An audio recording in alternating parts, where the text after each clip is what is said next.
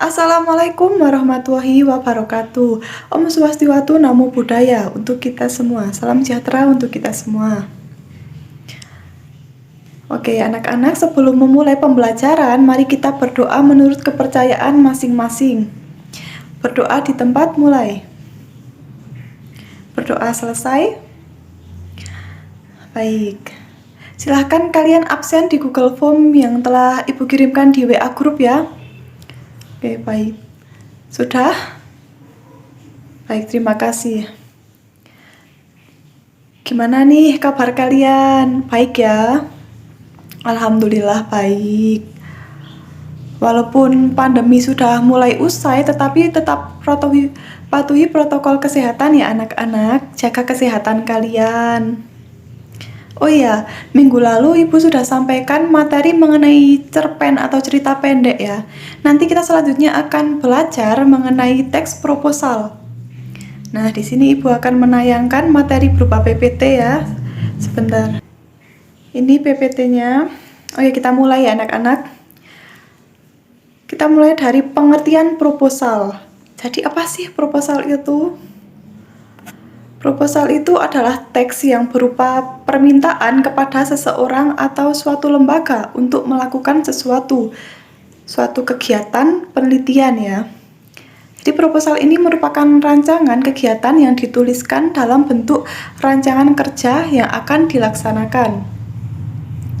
Dengan kata lain, isi yang tertulis dalam proposal ini bukanlah suatu yang basa-basi, namun sesuatu yang serius.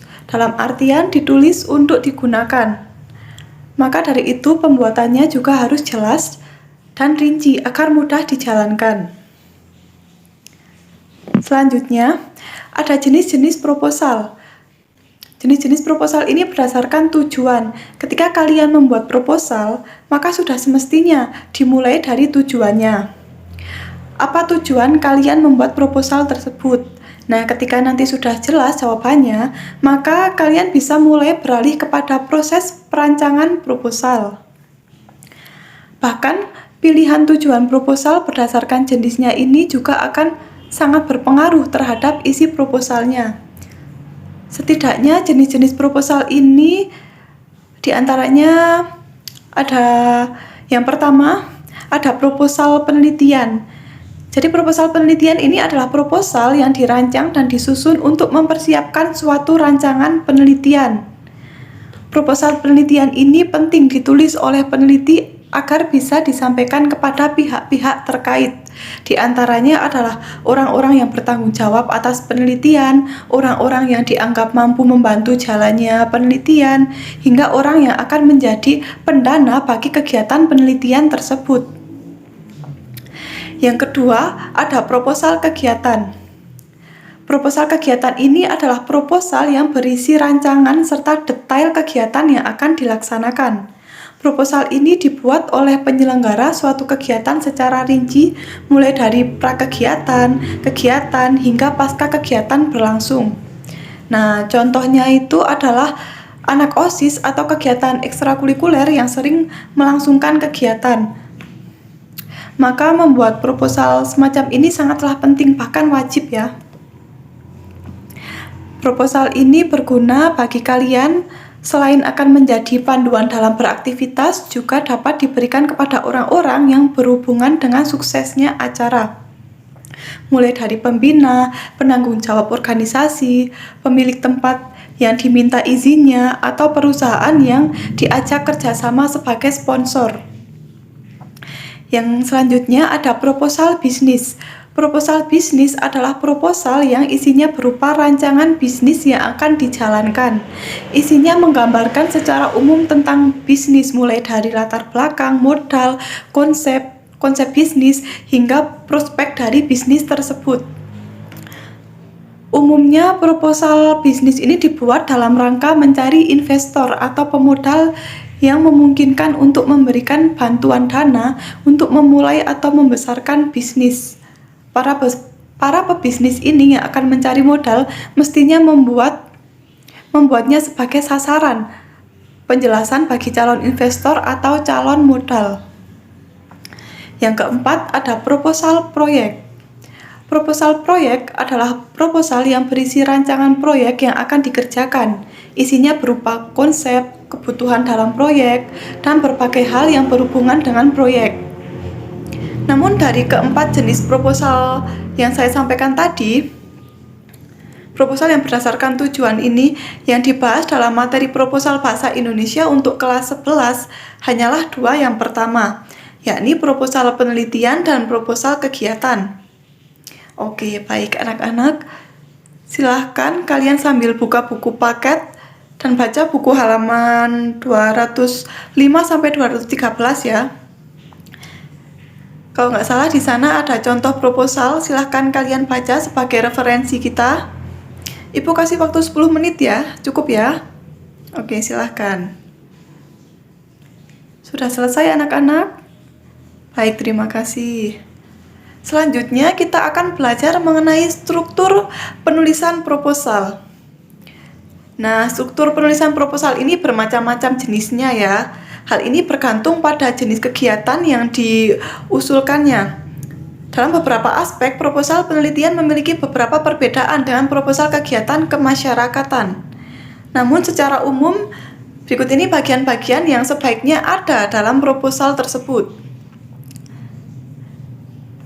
Oke, di sini Bu akan bahas satu persatu ya, dimulai dari yang pertama latar belakang. Dalam bagian ini dikemukakan tentang kejadian, keadaan, atau hal yang melatar belakangi pentingnya dilaksanakan suatu penelitian. Jadi apabila kegiatan yang diusulkan itu berupa kegiatan kesehatan penduduk desa, yang kita kemukakan dalam latar belakang adalah tentang terjangkitnya penyakit menular dan sebagainya. Yang kedua, masalah dan tujuan secara rinci dan spesifik kita perlu menyebutkan masalah dan tujuan-tujuan kegiatan tersebut. Rumuskanlah tujuan-tujuan itu dengan rasional dan persuasif sehingga yang membacanya tertarik pada tujuan-tujuan tersebut. Oke, yang ketiga ada ruang lingkup kegiatan. Jadi kegiatan yang diusulkan harus dijelaskan batas-batasannya. Maksudnya itu bisa membatasi ruang lingkup persoalan kegiatan, sekurang-kurangnya memberikan dua manfaat dan dapat lebih juga terlihat oleh pengusul duduk persoalan dari kegiatan yang akan dilakukannya. Bagi penerima usul, suatu deskripsi yang konkret dan jelas akan lebih mudah pula dilihat kebaikan dan kelemahannya. Baik pengusul maupun penerima usul, masing-masing akan menguji masalah itu dari ruang lingkup itu dengan bahan-bahan literatur yang sudah ada. Selanjutnya ada kerangka teoretis dan hipotesis. Nah, dalam hal ini dikemukakan telaah terhadap teori atau hasil-hasil penelitian sebelumnya yang berkaitan dengan masalah yang dirumuskan. Yang kelima ada metode. Pada bagian ini dikemukakan metode kegiatan yang akan dilaksanakan, termasuk teknik-teknik pengumpulan data dan yang lainnya ya. Dalam hubungan ini dapat disebutkan metode historis, deskriptif, ataupun eksperimental. Sementara itu dalam hal teknik pengumpulan data dapat disebutkan teknik angket atau sering kita sebut dengan kuesioner. Ada juga wawancara, observasi, studi pustaka, atau tes. Yang keenam, ada pelaksana kegiatan. Ini salah satu faktor yang turut diperhitungkan oleh penerima proposal adalah susunan personalia dari badan yang menyampaikan proposal tersebut. Sebab itu, tuliskanlah personalia yang dapat diandalkan untuk mengerjakan pekerjaan yang diusulkan itu. Bila perlu data personalia atau pelaksana kegiatan tersebut dilengkapi dengan pendidikan dan keahlian mereka. Baik, selanjutnya yang nomor 7, fasilitas.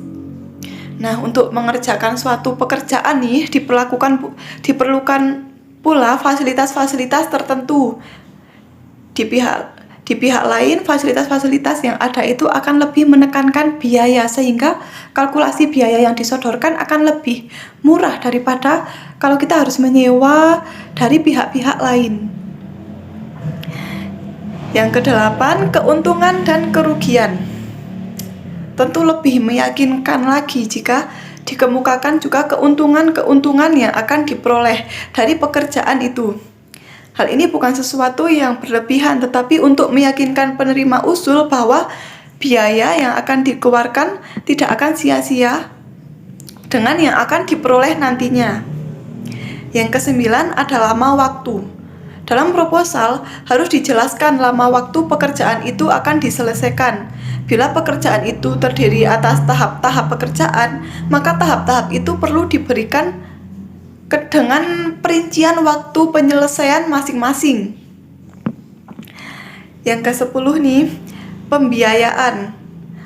Jadi biaya ini merupakan salah satu topik yang juga sangat diperhatikan penerima usul. Namun bagi badan penerima usul yang baik reputasinya, kualitas pekerjaan merupakan hal yang lebih diutamakan. Bagaimanapun juga perincian biaya harus benar-benar digarap dengan proposal ini sehingga dapat meyakinkan penerima usul. Nah, anak-anak, sistematika tersebut dalam beberapa hal memiliki perbedaan apabila proposal tersebut ditujukan untuk suatu penelitian.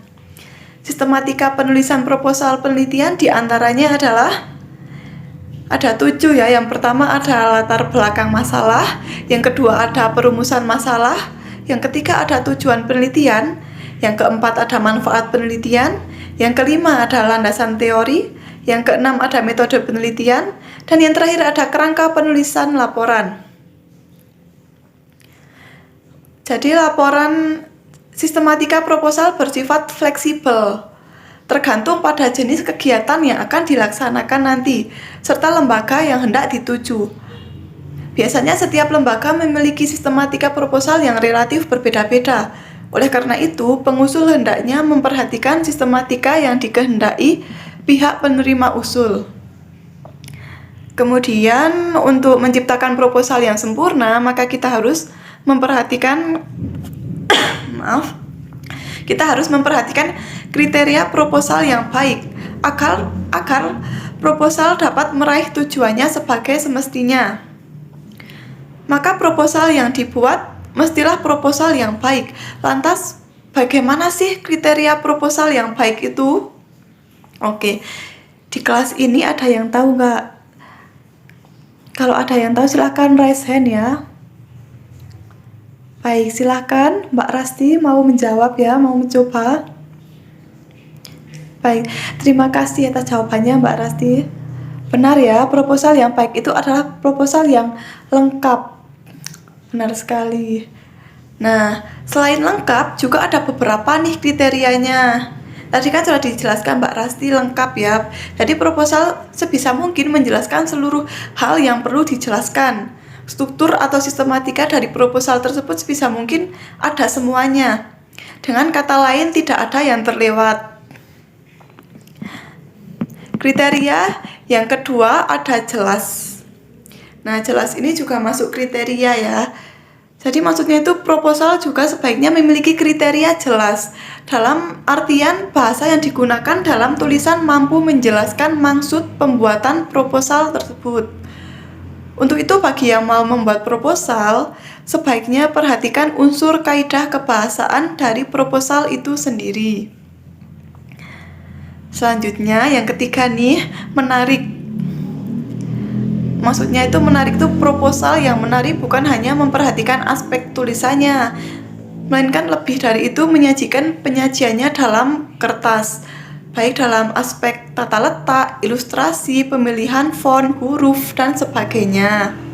Nah, itu tadi materi dari Ibu, nanti kalian silahkan baca-baca lagi ya, PPT-nya nanti saya kirimkan di WA Group ya. Oke, selanjutnya untuk memenuhi nilai pembelajaran kita, maka Ibu akan memberikan kalian tugas kelompok. Silahkan kalian masuk Zoom breakout yang sudah Ibu tentukan sesuai dengan kelompok kalian. Urutan kelompoknya sudah Ibu kirim di WA Group ya, silahkan dibuka. Jadi ini tugasnya, anak-anak silahkan di screenshot. Nah, tugas ini tuh sesuai dengan materi yang kita pelajari hari ini. Jadi kerjakan dengan baik ya. Nanti Ibu akan beri waktu 20 menit untuk berdiskusi. Cukup ya 20 menit? Oke. Selanjutnya nanti silahkan kalian presentasikan perwakilan saja, satu anak per kelompok ya. Nanti kalian akan berdiskusi antar kelompok mengenai pekerjaan kalian.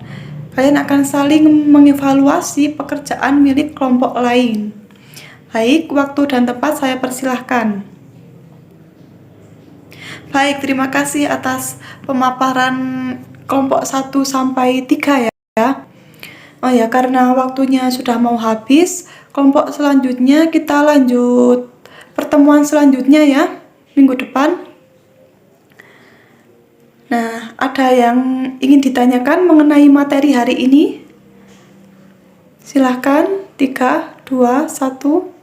Jika ada, kita lanjut WA grup saja ya, atau kalian juga boleh japri saya. Jadi anak-anak, materi yang kita pelajari hari ini, tadi kita mempelajari tentang pengertian teks proposal, jenis proposal, struktur proposal, sistematika proposal, dan bagaimana sih proposal yang baik itu.